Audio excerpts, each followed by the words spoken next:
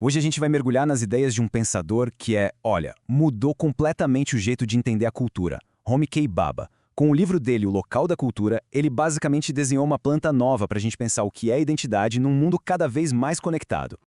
E tudo começa com uma pergunta que parece simples, mas não é.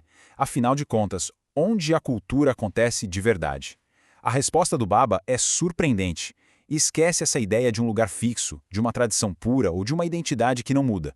Para ele, a cultura está viva, pulsando, justamente num espaço dinâmico, um lugar de fronteira. Para a gente entender essa construção, aqui está o nosso roteiro.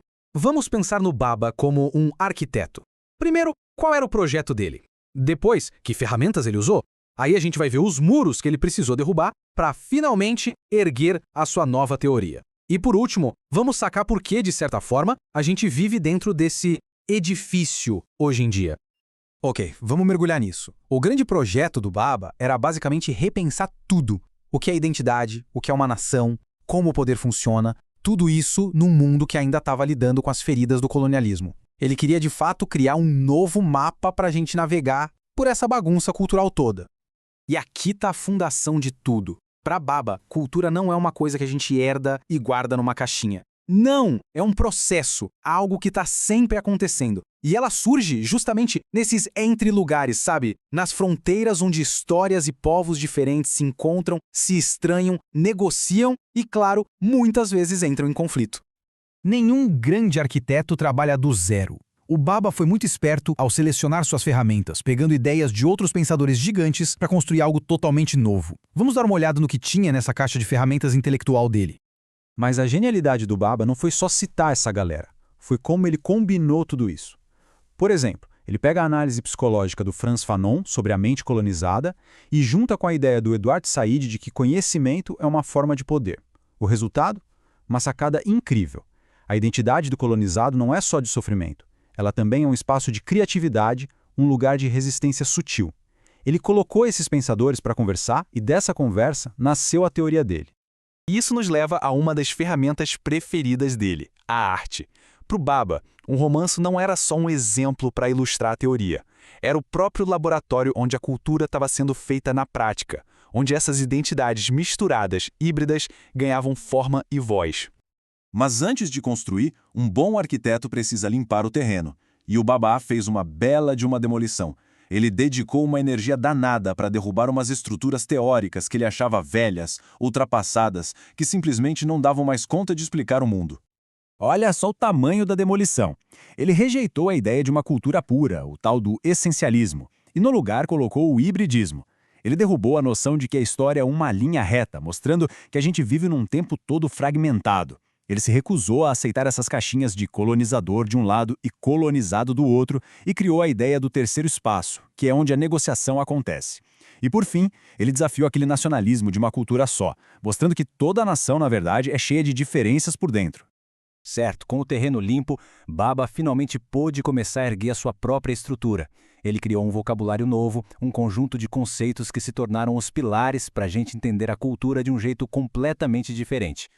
O primeiro pilar é o hibridismo. E o pulo do gato aqui é que não se trata só de uma mistura simples, tipo fazer um bolo. É um processo que transforma tudo e cria algo totalmente novo. Um tal de terceiro espaço de significado, que bagunça a autoridade e a suposta pureza das culturas que deram origem a ele. O segundo pilar é o entre-lugar, ou o in-between em inglês. Esse é o endereço onde a cultura mora. Não está nem do lado do colonizador, nem do lado do colonizado. Está exatamente nesse espaço no meio, nessa fresta. É a zona de fronteira, um lugar de muita tensão, mas também de uma criatividade imensa. Aí vem a ambivalência. Bhabha usa essa ideia para mostrar que o poder do colonizador nunca foi tão firme assim. Era uma relação de amor e ódio. O colonizador queria que o outro imitasse, mas ao mesmo tempo tinha pavor dessa imitação. Essa relação toda contraditória de desejo e medo mostrava o quão frágil era essa autoridade. E isso leva a gente direto para o mimetismo, que é o ato de imitar o colonizador, só que com uma diferença sutil. O resultado é quase a mesma coisa, mas não exatamente. É nesse quase que mora o perigo. Essa pequena diferença transforma a imitação numa paródia, numa forma de deboche que expõe o quão artificial é a cultura dominante e tira um sarro da autoridade dela. Certo, mas e daí? Por que essa teoria toda, que parece super complexa, importa pra gente hoje? A resposta, na verdade, é bem simples, porque a gente vive dentro dessa construção que o Baba descreveu. As ideias dele não são só para ficar na universidade, são ferramentas para entender o nosso mundo, aqui e agora. O trabalho dele nos dá as palavras para falar sobre globalização, sobre a experiência de quem migra e sobre as nossas próprias identidades, que são todas multifacetadas. Num mundo onde as culturas não param de se cruzar e se misturar, as ferramentas do Baba são mais importantes do que nunca. Se a gente fosse resumir o projeto inteiro do Baba em 3 movimentos, seriam estes. Primeiro, desestabilizar nossas certezas, questionar essa ideia de quem a gente é. Segundo, valorizar as frestas, as fronteiras, porque é ali que o novo nasce. E terceiro, entender que a cultura é um ato contínuo de tradução, de reinvenção. É um trabalho que, na verdade, nunca acaba. E aqui está a conclusão fundamental. Ser pós-colonial para o Baba não é só sobre um tempo que já passou. É um jeito de pensar, uma postura crítica que está sempre questionando o poder, desafiando as hierarquias e tentando imaginar novas maneiras da gente conviver.